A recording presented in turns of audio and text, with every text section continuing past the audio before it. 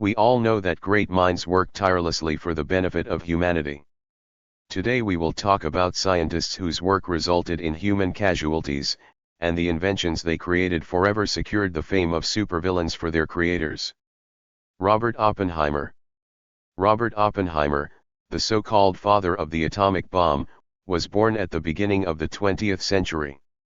From childhood, those around him noted his special learning abilities. Even before school, the boy began to be interested in many branches of science, but after becoming acquainted with physics, he remained faithful to it until the end of his days. Having graduated early from Harvard University, he received a doctorate in science at the age of 23, then he was invited to teach at the University of California.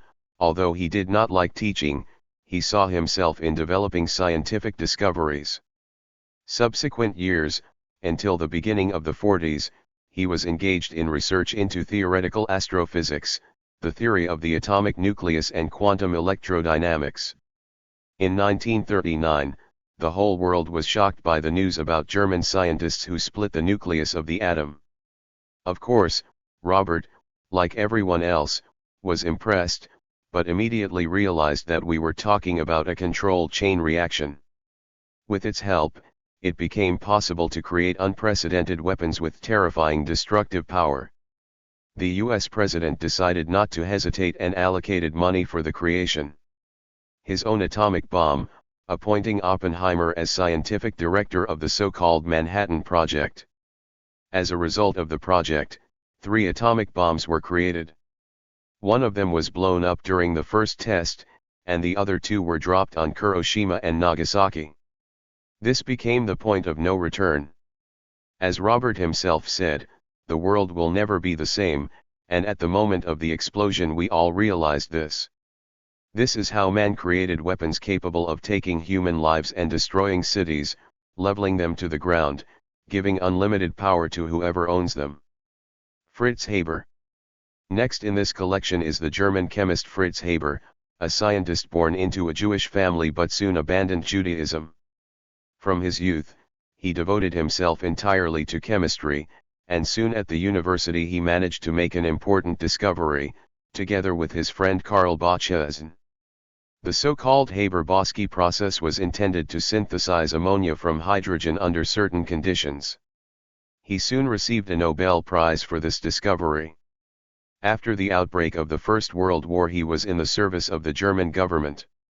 His role was determined by the creation of chemical weapons that would force enemy soldiers to leave their shelters. A few months later he created a weapon using chlorine gas. In 1916, it was used against British, French, and Allied troops at the Battle of Ypres, resulting in 150,000 casualties. The scientist was hated and called a monster. His wife had previously disagreed with her husband's views, but when he finally used chemistry as a weapon, she could not come to terms with it and committed suicide. Haber himself answered all accusations of inhumanity without a twinge of conscience that they did not see the difference in death from a bullet or from gas. So, as a patriot of Germany, he was proud that he was able to help his homeland. In his opinion, in peacetime, the scientist belongs to the world. During the war he belongs to his country. Of course, this is a very contradictory statement, because science should work for the benefit of humanity, and not vice versa. I wonder what you think about this? Don't forget to write your opinion in the comments. Shiro Ishii. Shiro Ishii is a Japanese-born war criminal known for his brutal experiments on prisoners and his contributions to the creation of biological weapons. His passion for medicine manifested itself in his youth and prompted Shiro to enter the Kyoto Imperial University, where he, of course, showed special efforts. In the 30s of the 20th century, the man became very interested in studying biological and chemical weapons, making several long trips to Western countries. By this time, Shiro had received the rank of lieutenant general in the Imperial Army and became an ideologist of bacteriological weapons. His ideas about biological warfare were considered promising, and his superiors insisted on opening Detachment 731 or the so-called Shiro Detachment. He created a laboratory in which he conducted extremely cruel experiments on prisoners. All actions were shrouded in secrecy, and even military aircraft were not allowed to fly over the restricted area of the laboratory. Inhuman experiments were carried out with the aim of creating weapons against the USSR and its allies. In 1942, tests began on civilians and Chinese prisoners of war. At the same time, Detachment 731 conducted experiments on infecting people with microorganisms and studied the reaction to them. As a result, several methods were approved for using such weapons for military purposes, such as spraying bacteria from an airplane into enemy territory, dropping bombs with deadly contents, or infecting populated areas through a body of water. The Japanese plans were to infect the far east of Soviet Russia. Fortunately, the war ended, but they were never able to bring his plans to life. When the time came to pay for his atrocities in 1949, Shiro managed to avoid the tribunal, receiving immunity from the government of the United States of America. People said that the Americans were interested in his work, so they offered him a deal. His freedom in exchange for information about research. Thus, the Japanese executioner got away unscathed and did not spend a day in prison for his atrocities. Lysenko Trofim. Trofim Lysenko, a Soviet agronomist and biologist, was born at the turn of the 20th century into a peasant family. In those days, the first person in the village after the master was considered an agronomist. Most likely, this fact influenced the choice of profession. Trofim went to study to become an agronomist, while simultaneously working as a breeder at the Bela Tserkva station of garden plants.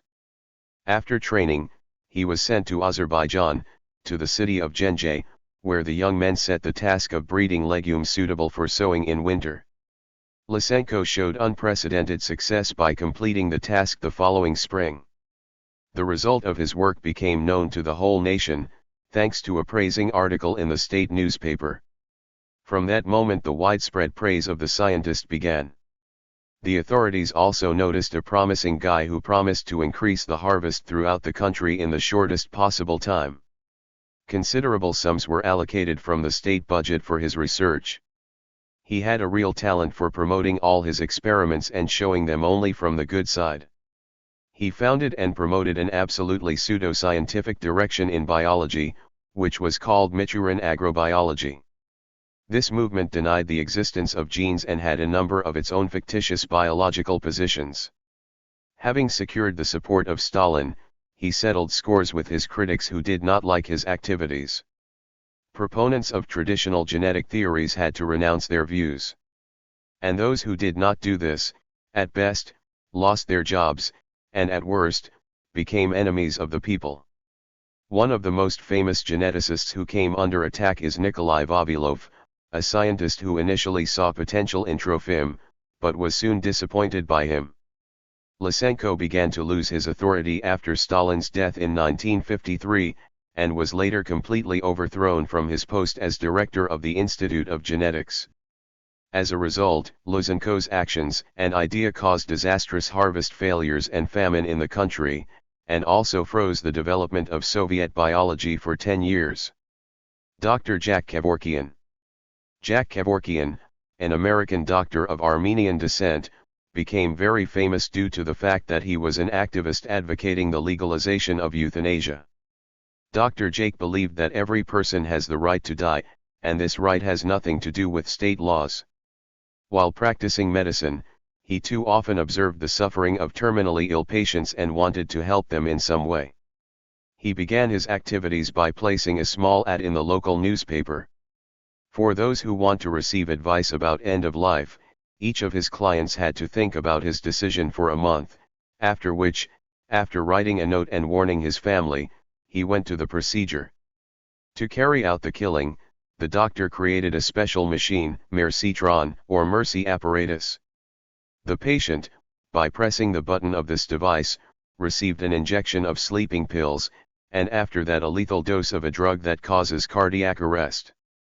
His first patient, back in 1990, was a woman suffering from Alzheimer's disease.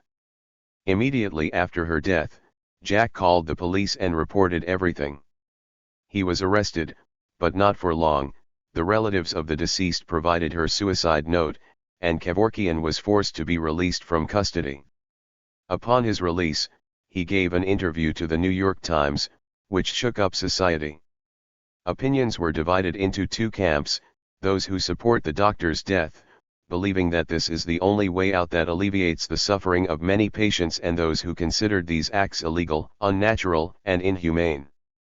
Nevertheless, over the following years, the doctor performed about 130 more types of similar procedures, but it was impossible to convict him of anything illegal. But one day Jack did a strange thing. He sent a recording of the death of one of his patients to the editorial office of a famous television company. This video was shown on 60 Minutes and was watched by 15 million viewers. From the recording it became clear that the doctor was not just consulting, but was taking an active part in actually killing the patient. And in an interview with the presenter, he said that now he should definitely be accused, and if they don't do it now, he will move on. With this statement he literally challenged and immediately received a response to a subpoena. Refusing the services of a lawyer, he essentially allowed himself to be imprisoned. What his motivation was is unknown. Who do you think he is, a savior from torment, or a supervillain? Thank you all for your attention, and bye.